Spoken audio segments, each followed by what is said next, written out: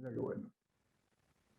¿Vamos? Invitado, claro. Tenemos un invitado de lujo hoy, Raúl Gustavo Ferreira, profesor de Derecho Constitucional, titular de la Universidad de Buenos Aires. La verdad, el tema de la justicia es un tema que nos va a perseguir a los argentinos, me parece, hasta que en algún momento o hagamos una transformación importante o suene el escarmiento. O explote la justicia. Hola, buenas tardes, noches, decimos nosotros porque salimos a la tardecita. Un gusto tenerte, Gustavo, en el programa. No, un gusto para mí y muchísimas gracias a ambos por la invitación. En estos días ha estado calentito el ambiente, ¿no? La renovación, vamos a empezar por la cabeza, ¿no? Porque dicen que el pescado se pudre por la cabeza. Vamos a empezar por ese tema. Hubo una renovación de la presidencia en la Corte Suprema de Justicia de la Nación. ¿Cómo viste este tema de que algunos solamente hayan ido, que el nuevo titular se haya tenido que votar a sí mismo? Qué bueno eso, ¿no? ¿Cómo lo ves en tu visión de jurista y en tu visión también de ciudadano, ¿no? Y profesor? Juan Bautista Alberdi tomó la idea de Corte Suprema de la Constitución de los Estados Unidos.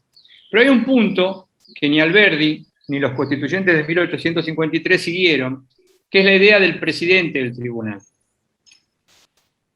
Tanto en la Constitución de Estados Unidos como en la Constitución argentina se habla del presidente del tribunal, del presidente de la Corte Suprema. Pero en la Corte Suprema de los Estados Unidos, el presidente tiene una autoridad jurisdiccional mucho más eminente de la que tiene en la Argentina. A punto tal que en la Constitución norteamericana no dice presidente de la Corte Suprema, sino que dice Chief Justice. Es algo más que un presidente, es un jefe supremo del poder jurisdiccional. Entonces, hecha esta aclaración, el poder que tiene un presidente de la Corte Suprema de la Argentina es realmente reducido, porque está vinculado con las cuestiones eminentemente administrativas y protocolares, porque en lo que tiene que ver con la agenda de causas del tribunal son discernidas por cada uno de ellos 5. Y las votaciones, como es un número impar, jamás va a haber empate y cada uno de los jueces de la Corte Suprema tiene un 20% de las acciones. Dicho esto, vayamos a lo que vivimos en los últimos días respecto de la votación. Es increíble que en un acuerdo de la Corte Suprema, donde solamente son 5 personas que se tienen que reunir, además por Zoom, porque ni siquiera fue presencial, más allá de que es probable de que los 5 en ese momento estaban en el propio cuarto piso del Palacio de Justicia. Es increíble que... Claro.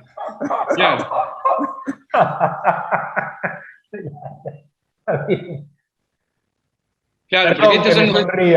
Perdón. No, son los detalles que quizá la audiencia no conozca. Se reunieron por Zoom, pero es probable que los 5 estaban en el cuarto piso. Por razones que alegó uno y por razones que alegó otra jueza, en realidad la ciudadanía no pudimos contar con los 5 votos, porque uno de ellos dijo que estaba en un encuentro y la jueza decidió no participar. Entonces, como eran necesarias para bailar el tango se necesitan 2 personas, acá se necesitan 3 para elegir presidente. Y como se necesitaban 3 para elegir presidente, hubo 2 que se votaron a sí mismos. Ese fue el resultado. O sea que hubo en realidad una sola propuesta, que fue la que hizo el doctor Maqueda para que el doctor Rosati fuera presidente y el doctor Rosecrat vicepresidente. Rosati y Rosecrat apoyaron la decisión de Maqueda y así fue como se eligió presidente de la Corte Suprema por 3 años. A mí lo que me inquieta, Gustavo, es que, viste, el Poder Judicial y la Corte Suprema, en alguna medida, es la última instancia cuando se producen situaciones litigiosas, en una interpretación de una ley, en un acto de gobierno. Entonces, que aparezcan este tipo de situaciones casi surrealistas, te diría, ¿no le quita seriedad, prestigio respaldo, respeto a quienes tendrían que realmente ser esa expresión de última instancia? El año pasado, en el mes de julio, el presidente de la República me invitó para integrar el Consejo Consultivo, y en esa invitación que me hizo, obviamente me dijo cuáles eran las condiciones, de que teníamos que preparar un informe colectivo o individual en el plazo de 90 días y que era una tarea honoraria. Me pidió especialmente, ni siquiera necesité decírselo yo, me dijo, mire, profesor Ferreira, lo que yo necesito es que usted me dé su opinión jurídica respecto de la Corte Suprema. Yo no le adelanto ninguna opinión, así que usted está con la más libre capacidad de decisión para opinar. Luego, cuando me presenten el informe, usted me dirá una síntesis si quiere, y así nos ponemos a trabajar. Bueno, trabajé en el Consejo Consultivo y especialmente en el tema de Corte Suprema, dada esta conversación que yo había tenido con el presidente de la República, sentí la necesidad de hacer un dictamen individual, donde analicé la historia del tribunal, la situación del tribunal, las propuestas y las recomendaciones. La primera conclusión es que la Corte Suprema de Justicia, en pleno siglo XXI, necesita una democratización en su funcionamiento. Esa es la primera respuesta. La segunda respuesta que le di al presidente es que es necesario con esto repensar una ley especial para el funcionamiento de la Corte Suprema de Justicia. Y por último, lo que le dije es que nosotros teníamos que rescatar el legado de Juan Bautista Alberdi. Alberdi había pensado una Corte Suprema para los asuntos de Estado.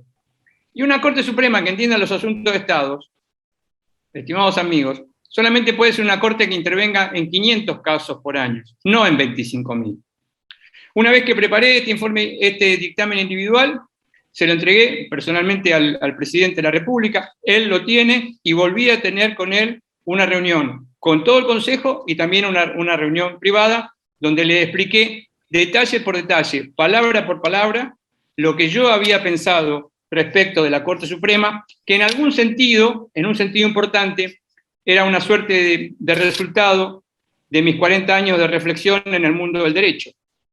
O sea, no son opiniones antojadizas, sino que son de mi paso por el profesorado en la Facultad de Derecho y además del ejercicio de la profesión, porque ejerzo la profesión de abogado hace casi 40 años.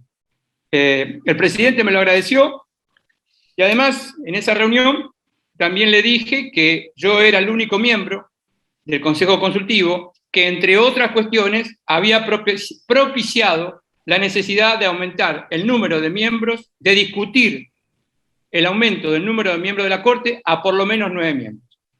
Este fue el resultado de mi, intervención el año pasado con el tema de la Corte Suprema y sus problemas. Gustavo, muy claro me parece, porque es más fácil ponerse en una posición crítica. Me pareció muy interesante que vos estás tirando una propuesta de cómo mejorar el rol. La verdad, el tiempo en televisión se nos va acortando. Te agradecemos mucho la participación en el programa y nos va a quedar seguramente para alguna próxima entrevista analizar más la situación general del Poder Judicial, ¿no? Por sí o por no, para cerrar, ¿hubo respuesta a los planteos que hiciste? Por parte del presidente de la República, sí, a quien estoy muy agradecido por haberme invitado y escuchado a producir este dictamen. Bien. Gracias, Gustavo. Nos vemos en la próxima. A ustedes por la entrevista. Un saludo muy afectuoso. Gracias. Tenemos